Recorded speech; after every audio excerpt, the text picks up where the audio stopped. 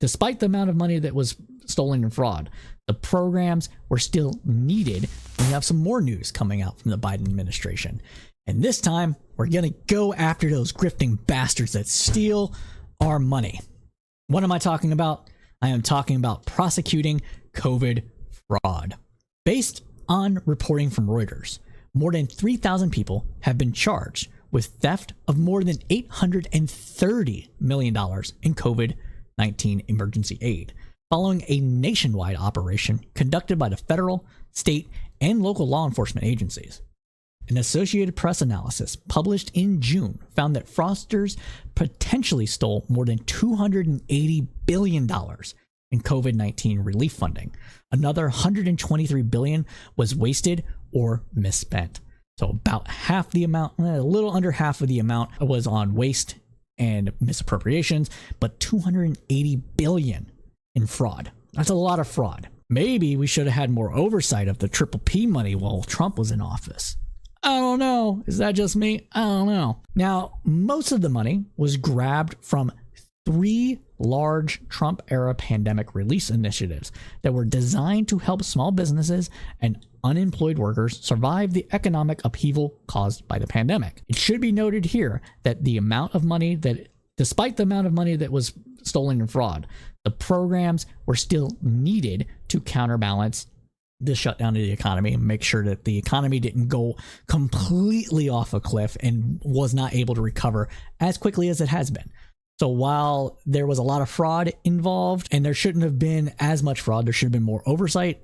That doesn't mean the program itself wasn't necessary and wasn't good. We can all do better about, managing our budgets a little bit. We can all do better about paying attention to where money goes. And that's no different from the federal government. But that doesn't mean the program itself is bad. Just because you should eat healthy doesn't mean doesn't mean you shouldn't eat, kind of thing. You get what I'm saying? So just keep that in mind. Continuing on though, more than 60 of the defendants have alleged connections to organized crime, the Justice Department said, including members of criminal gang accused of using stolen pandemic aid to pay for a murder.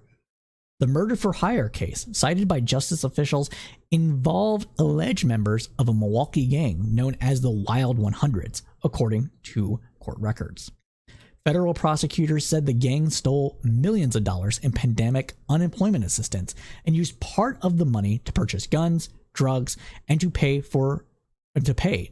have a person killed. In September of 2022, the Inspector General for the U.S. Labor Department said fraudsters also likely stole $45.6 billion from the U.S. state's unemployment insurance program during the coronavirus outbreak by applying tactics like using social security numbers of deceased individuals. The Justice Department also said Wednesday that it was creating more strike forces to combat COVID-19 fraud in Colorado and New Jersey, joining those already in operations in California, Florida, and Maryland.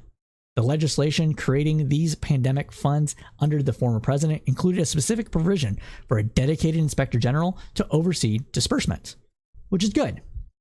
The day after then President Trump signed the legislation into law, he unilaterally removed this provision.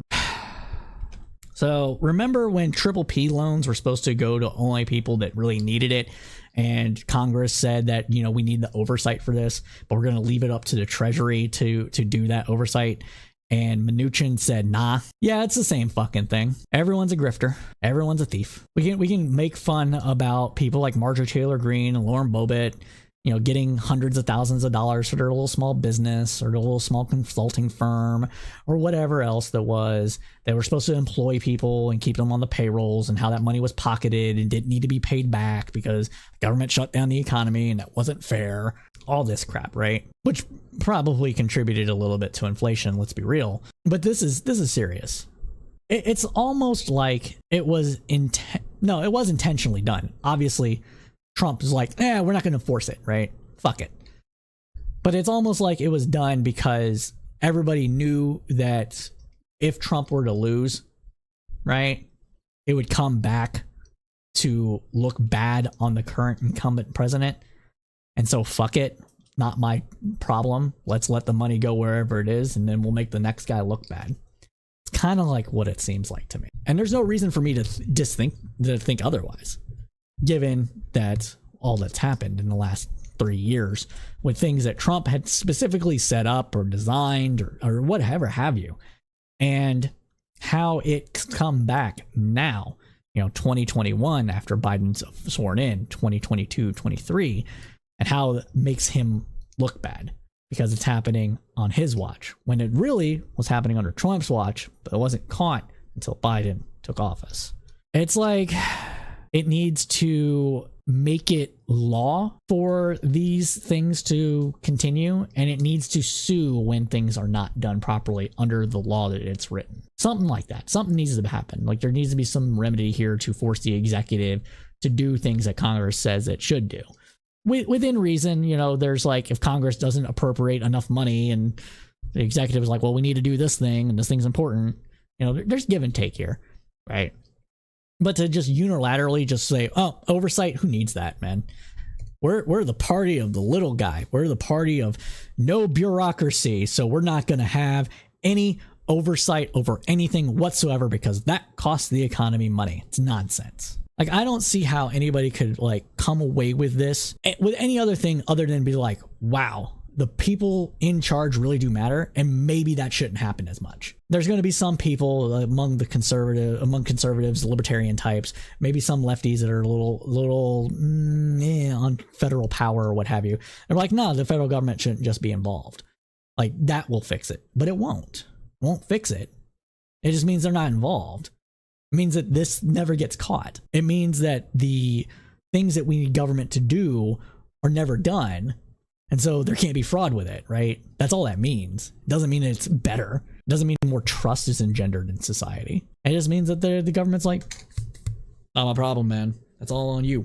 And really, a lot of the things that we need government to do are things that just government has to do because it has the ability, has the funds, has the knowledge base, it has the incentives to, whereas the market or society in general just do not. One prime example of this is education. Society as a whole has a need for a highly educated population because it benefits everybody for people to be educated. But if this was left to just the whims of individual people, a lot of people would be left behind.